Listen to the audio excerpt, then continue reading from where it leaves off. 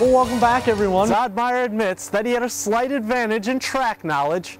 His real advantage came from right here. The people that fill these seats, his fans.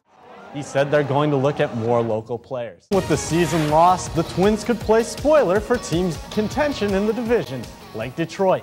That's who Minnesota started a home series with tonight. In the third on National Lefty Day, lefty Justin Morneau drives in lefty Joe Mauer, make it 1-0 Twins. 1-1 in the fifth for the Twins. How about Darren Mastroni? His third homer of the year just squeaks out of there. 2-1 Twins. In the seventh, 5-1 Twins. Ryan Domit with a big 3-run shot here. That'll make it 8-1 Twins. And the Twins will go on to win here 9-3. Brandon Golf Course today. Let's start with O'Gorman's Colin Hammer. He had a long birdie putt here on the par 3 number 2. That'll come up just short. Great day for him with a 73. More on number 2 with Washington's Ian Rinkin. He'd save par here, shot 71 to finish 4 back. Let's move to the par 3 number 4 with Yankton's Jace Guthmiller. That makes the nice up and down for him. He'd shoot 71 too. But the day really belonged to Brandon Valley's Trevor Tobin. He had a birdie putt there on the par 4 number 5. He'd go on to shoot 67 to lead Brandon Valley to the team title, shooting 279. Defending state champion O'Gorman was second with 287. Yankton Aberdeen Central would tie for third at 304, and Watertown rounded out the top 5 with 313. When Jared Vlashton first came to South Dakota State University, he made his presence known, breaking the school record in the long jump in his first meet as a Jack. It was nice to do that so quickly. It helped me realize, I didn't make a wrong decision, that I could do this and compete at a high level, and it cemented what I already knew. Vlashton has broken that record since, and many more, earning him numerous Athlete of the Week honors, Summit League titles, and 2 Summit League Meet MVP awards. But one thing still provides Vlashton with motivation. It seemed like all this hard work I've put in over these 4 years is worthwhile. That's been my goal from my first competition, to eventually become All-American. To be an All-American, Vlashton will have to finish in the top 8 out of the top 24 long jumpers in the nation. I'm trying to keep my expectations realistic. I don't know what can happen on that day. Anything can happen.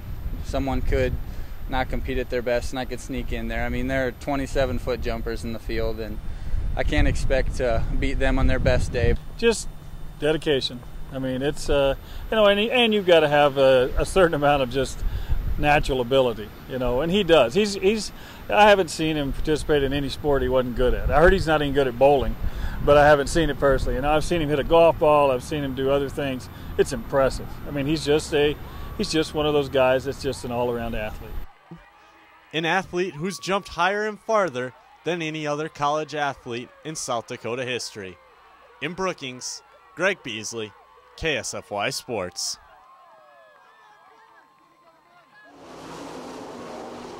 14 regular drivers tour with the World of Outlaws, a group known usually to come in and destroy the local competition. But nobody bothered to inform Dynamite Mark Dobmeyer of that. We can run with these guys day in and day out. We just, we're the weekend warriors and just do it for fun on the weekends. Dobmeyer grew up in sprint car racing and had plenty of drivers to look up to. I grew up around the racetrack. My father raced sprint cars before I did, and there was always the Steve Kinzer, the Doug Wolfgang, and all these people that were my idols as I grew up. And as I get older and more experience in sprint cars, we developed some speed, and now that we can beat them, it means a lot to me. While Zodmeyer admits that he had a slight advantage in track knowledge, his real advantage came from right here. The people that fill these seats, his fans. When the Outlaws come around, you always get your cheers for your Steve and Sammy and Saldana and all these guys, but it seems like if you're at Houston Speedway or River City Speedway and they mention my name, my cheer's just a little bit louder, and that's the whole reason why I race. I do it for the fun of it, and getting the fans riled up and hearing that cheer, that means the world to me right there. Dobmeyer drives like he needs to win, but he does it just for the fun of it. I'm just a weekend racer. I don't do this for a living. I'm not paid to drive, and the guy that owns it, he does. We just stick all the money this car makes and put it back into it and have a good time on the weekend. A weekend racer who has proven that he belongs in the conversation with the best outlaw sprint car drivers in the world. Under the lights of Huset's, Greg Beesley, KSFY Sports.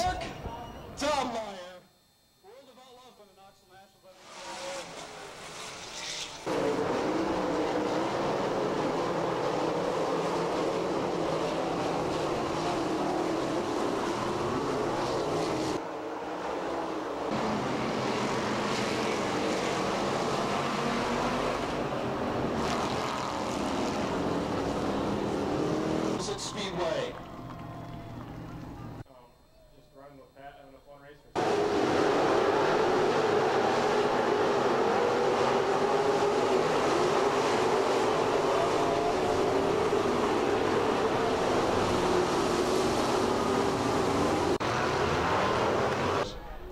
You and the ninth here coming from 8th. There he is, fans. Gary Brown Jr. Hot Rod taken away from victory lane.